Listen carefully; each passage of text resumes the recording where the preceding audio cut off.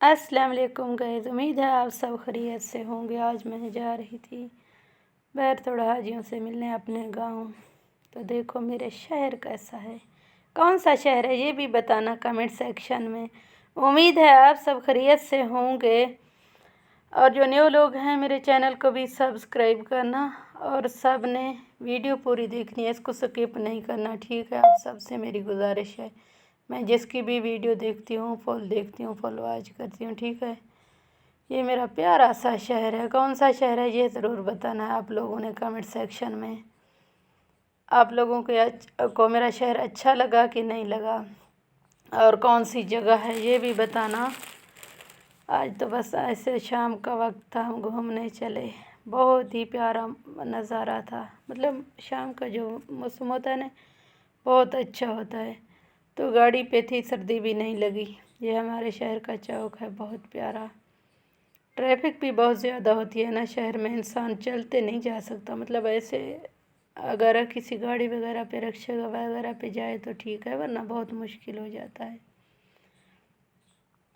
और आप सब सुनाएं, क्या हाल चाल है आप सबके। जो बहन भाई मेरी वीडियो देखते हैं आप सबका बहुत शुक्रिया। और मेरी लाइव में भी आ जाया करें और मेरी वीडियो पे कमेंट कर दिया करें। जो भाई भी आते हैं कमेंट पे, जो वीडियो को पे कमेंट करते हैं ना, जिसका चैनल होता है, फिर मैं उसकी वीडियो देखती हूँ ना। ऐसे पता नहीं चलता किसने देखी है, तो कमेंट करने से पता चलता है कौन से भाई हमारे साथ जुड़े हैं, हमारी वीडियो देखते हैं। और जो भाई का चैनल हो मेरे वीडियो पे कमेंट ज़रूर करना, मैं आप लोगों को चैनल को सब्सक्राइब करूँगी। आप लोग मेरे चैनल को सब्सक्राइब करना, ठीक है। ये हमारा प्यारा सा शहर भी है और गांव भी, हम शहर से गांव जा रहे हैं ना, इसलिए। ये दुकानें वगैरह, ये शाम के मंजर, ये सुहाना माहौल। बस कभी इंसान कैसा तो कभी कैसा। बाहर वैसे वीडियो बनाना बहुत मुश्किल होता है, इसलिए मैं बहुत ज़्यादा नहीं बनाती, कभी कभी बना लेती हूँ, क्योंकि मोबाइल पकड़ना बाहर हाथ ऐसे फिर मुश्किल हो जाता है ना। आज तो गाड़ी में थी, अल्हम्दुलिल्लाह अच्छे से बन गई ना। बाइक पे होते हैं तो या रिक्शे पे बहुत ज़्यादा मुश्किल लगता है मुझे वीडियो बनाना, क्योंकि सब लोग ऐसे घूर के देखते हैं क्या हो रहा है तो इसलिए भी अच्छा नहीं लगता ना। यहाँ पे जो है ना, अब आबादी ख़त्म हो गई, शहर के बाहर आ गए हम। यहाँ पे घास वगैरह लोग लगाएंगे ना। अब ये हमारी प्यारी सी सा शहर था, हम गांव की तैयारी कर रहे हैं, गांव जा रहे हैं। आप लोग कमेंट सेक्शन में राय ज़रूर देना, ये कौन सी जगह है, कहाँ पे है, आप लोग जानते हैं कि नहीं जानते, मुझे ज़रूर बताना है कमेंट सेक्शन में। और जहाँ से भी आप लोग मेरी वीडियो देखें ज़रूर कमेंट करना, अपने शहर का नाम भी कमेंट कर देना, ठीक है। और मेरे साथ बहुत बहन भाई जुड़े हुए होते हैं, मुझे तो ऐसे नज़ारे बहुत अच्छे लगते हैं, ये घास वगैरह। मतलब हम देहात के लोग हैं तो हमें ऐसी चीज़ें बहुत ज़्यादा पसंद आती हैं। बाहर का माहौल भी अच्छा होता है ना इससे।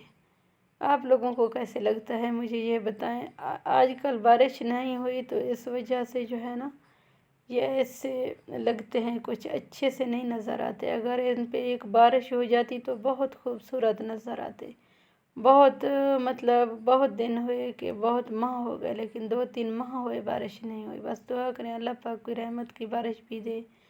और ये सर्दियां जो है ना, बस ऐसे इंसान बीमार हो रहे हैं, बुखार हो रहा है।